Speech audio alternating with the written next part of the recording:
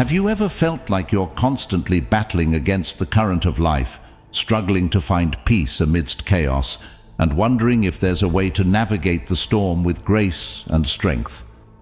Imagine for a moment you possess a secret compass, one that guides you unerringly through life's tumultuous seas, ensuring you remain steadfast, calm, and resilient no matter how high the waves rise. That compass, my friends, is Stoicism, an ancient philosophy that has illuminated the path for countless individuals across centuries, helping them find tranquility in turmoil and wisdom in adversity. Today, we're diving deep into the heart of Stoicism, exploring its profound insights and practical applications that can transform your life, just as they did for one of the greatest emperors in history, Marcus Aurelius. Whether you're facing personal challenges, professional obstacles, or just seeking a more meaningful and contented life, Stoicism offers timeless tools to help you thrive and find joy in the journey, not just the destination. So, if you're ready to discover how to turn your trials into triumphs, your struggles into strengths, and your worries into wisdom, stay tuned. Because in this video, we're not just learning about history, we're uncovering the secrets to a happier, more resilient you. Welcome to a journey into the heart of Stoicism, where every challenge is an opportunity for growth and every moment is a step toward becoming the best version of yourself. Let's embark on this transformative adventure together. And remember, hitting that subscribe button costs you nothing, but it supports us immensely in bringing you more transformative content like this. Don't skip any part of the video, because you're not like the majority. You're here because you seek something deeper, making you an exception in a world of passers-by. Embrace that distinction and join us on this exceptional journey. Number 1. Train your perception. Marcus Aurelius highlighted a powerful aspect of Stoic philosophy, the idea that our perceptions shape our reality. It's not the events themselves that disturb us, but the views we adopt about them.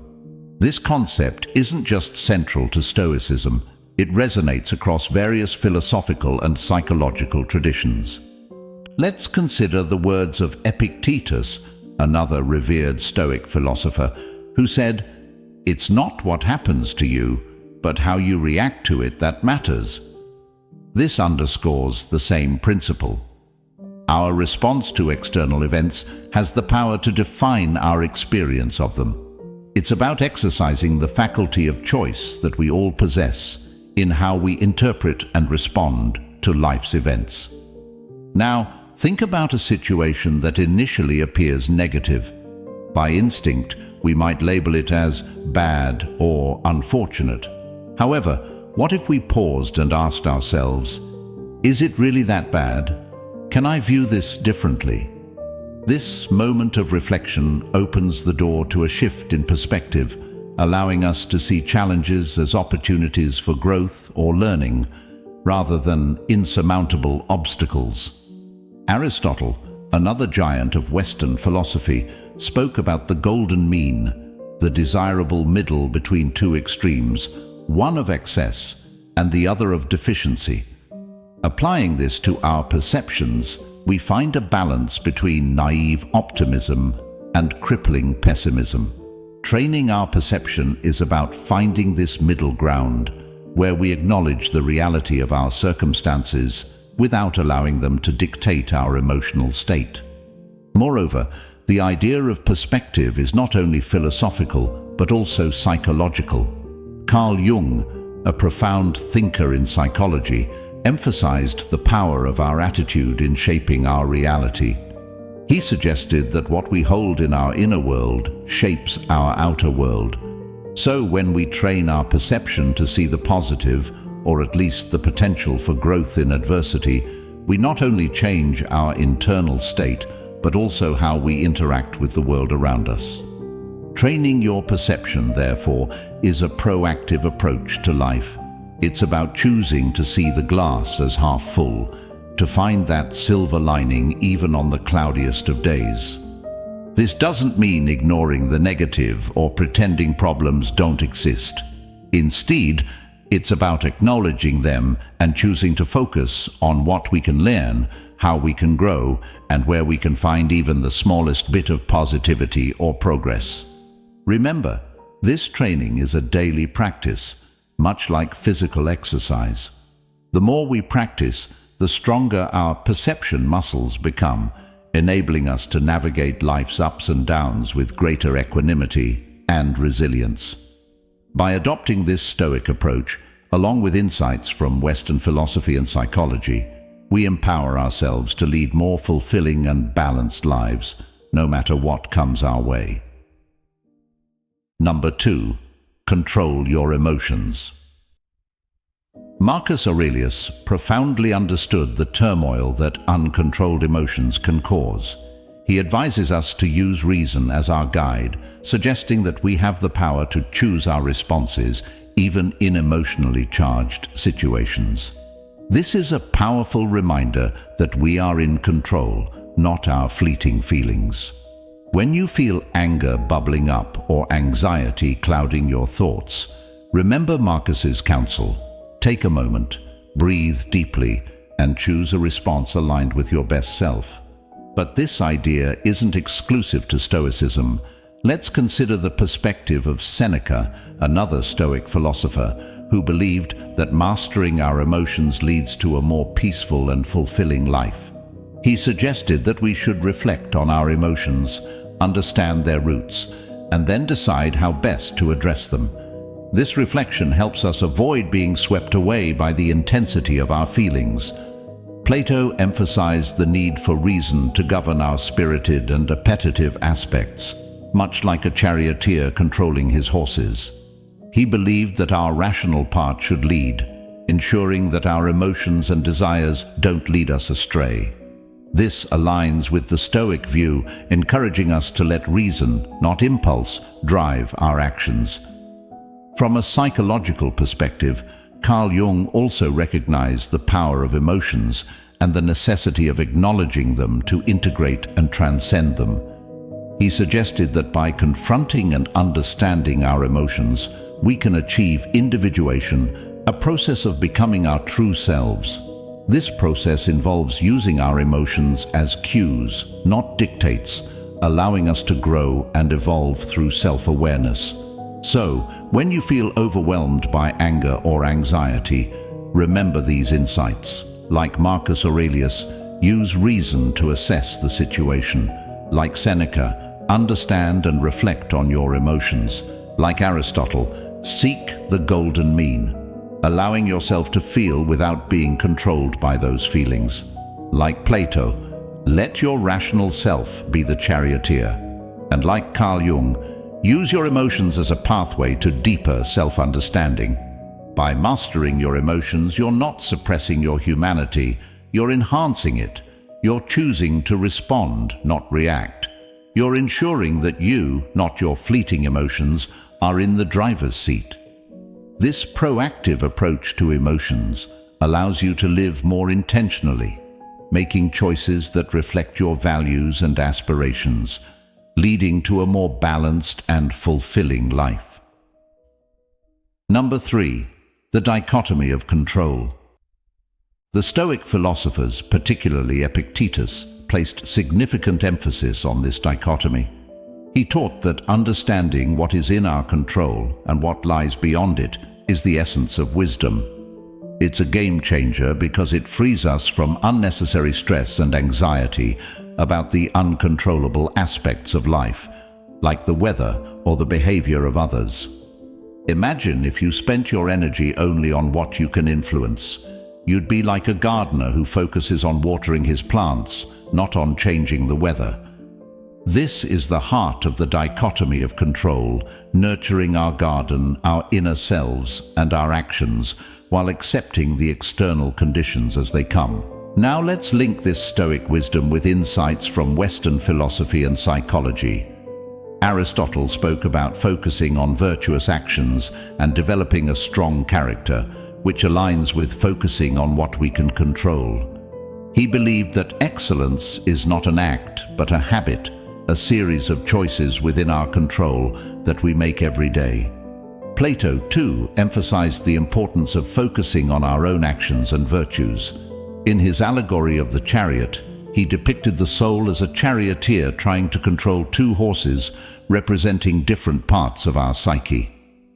The message here resonates with the dichotomy of control. We must focus on steering our chariot wisely, recognizing what we can manage and what we must simply endure. Socrates urged us to focus on self-improvement and personal virtue, echoing the Stoic practice of concentrating on our own actions and responses. He famously stated that an unexamined life is not worth living, prompting us to reflect on our own sphere of control and cultivate our inner garden. Carl Jung spoke about individuation, the process of becoming aware of oneself, integrating the unconscious with the conscious.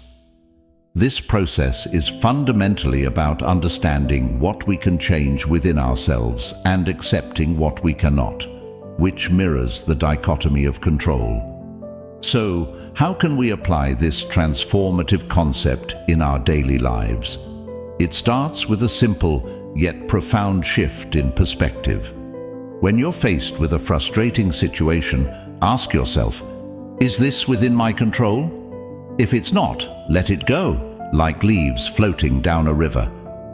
Focus your energy and attention on what you can influence, whether it's your attitude, your effort, or your response to others. Embracing life's unpredictability with a sense of peace doesn't mean being passive or indifferent. It means actively engaging with what you can change, with a calm acceptance of what you cannot. This approach not only reduces stress and anxiety, but also empowers you to live more intentionally and effectively. Number 4. Embrace virtue. This principle transcends mere self-improvement, reaching into the core of our interactions and contributions to the world around us. It's about nurturing a character marked by goodness, justice, bravery, and moderation. Qualities that resonate deeply, not only within Stoic philosophy, but across the spectrum of Western thought and psychology. The Stoics, including Marcus Aurelius, Seneca, and Epictetus, all emphasized virtue as the highest good. Marcus Aurelius, in his Meditations, consistently reflects on virtues like wisdom, justice, courage, and self-discipline, viewing them as the essence of a well-lived life. For him and his fellow Stoics, virtue wasn't an abstract ideal, but a practical guide for daily living, a means to align one's actions with the best part of oneself. Seneca highlighted the role of virtue in overcoming life's adversities. He argued that a virtuous life leads to tranquility and freedom from suffering, not because a virtuous person is exempt from troubles, but because they face them with grace and resilience. Epictetus took this even further, suggesting that our very purpose as human beings is to live in accordance with virtue. He taught that external events are beyond our control, but we can always choose to respond with virtue, which is entirely within our power. Now, connecting these Stoic ideas with broader philosophical and psychological concepts, we find a universal thread. Aristotle spoke of virtue as a mean between two extremes, advocating for balance and moderation in all aspects of life. His Nicomachean Ethics provides a blueprint for achieving happiness through virtuous living, emphasizing that virtue is an active choice and a habit that we cultivate through deliberate practice. Plato, too, centered his philosophy around the concept of living in alignment with the good, the true, and the beautiful. He envisioned a just society where individuals act according to their roles and virtues, contributing to the harmony of the whole. Socrates, the iconic figure of Western philosophy, believed that knowledge and virtue are intertwined, suggesting that to know the good is to do the good. His dialectical method aimed at uncovering the truth, leading individuals toward virtuous and enlightened living. From a psychological standpoint, Carl Jung's idea of individuation involves integrating various aspects of the self, leading to a whole and balanced personality. This process includes the development of moral qualities and the embodiment of virtues, reflecting a deep alignment between one's actions and one's true nature. So, how can we embrace virtue in our everyday lives? It starts with reflection and intention. Consider your actions and choices through the lens of virtue. Ask yourself, is this just? Is it brave? Is it moderate? Am I contributing to the good? By regularly questioning and guiding our actions with these principles, we craft a life of deep meaning and purpose. Virtue is not just a personal asset, it's a gift to those around us. When we act virtuously, we inspire others, elevate our communities, and contribute to a more just and compassionate world. In this way, embracing virtue enriches not only our own lives, but also the fabric of society itself. Remember, living virtuously doesn't mean achieving perfection. It's about striving, growing, and doing our best to align our actions with our highest ideals. In this lifelong journey, every choice guided by virtue is a step toward a more fulfilling and rewarding existence. Number 5. Broaden your perspective. This approach doesn't minimize our problems, but contextualizes them, offering a clearer, more balanced view that can significantly alleviate our distress and enhance our appreciation of life. Marcus Aurelius often reflected on the impermanence of life and the importance of considering the broader context of our experiences. By questioning the lasting impact of our current worries, he guides us toward a more resilient and composed mindset. This Stoic practice teaches us to differentiate between trivial disturbances and truly significant matters, urging us to invest our energy and emotions wisely. Seneca echoed this sentiment by encouraging us to view life as a whole, recognizing the fleeting nature of our troubles. He advised us to live each day as if it were a whole life, a perspective that imbues our daily existence with a sense of purpose and serenity.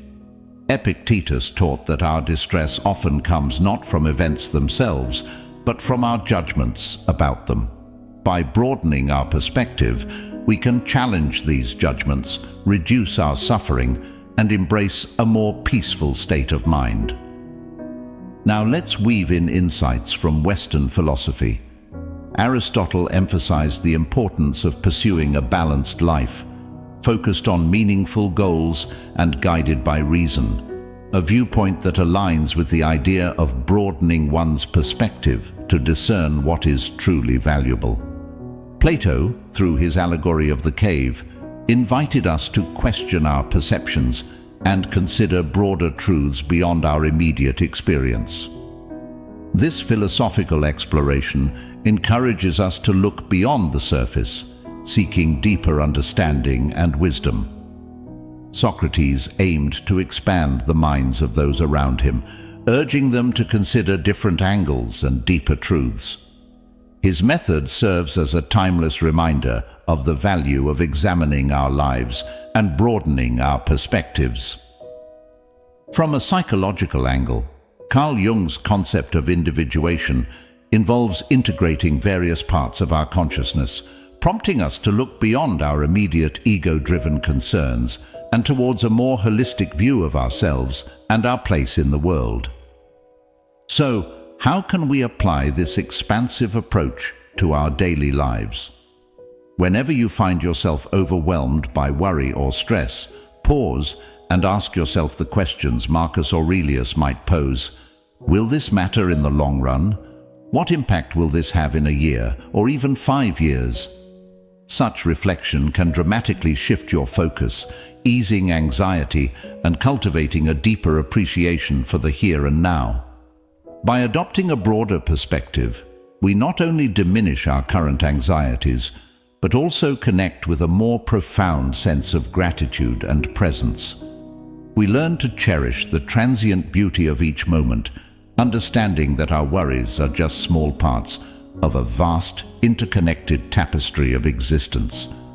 Broadening your perspective is about seeing beyond the immediate confines of our concerns, recognizing the transient nature of our troubles, and aligning ourselves with the enduring flow of life.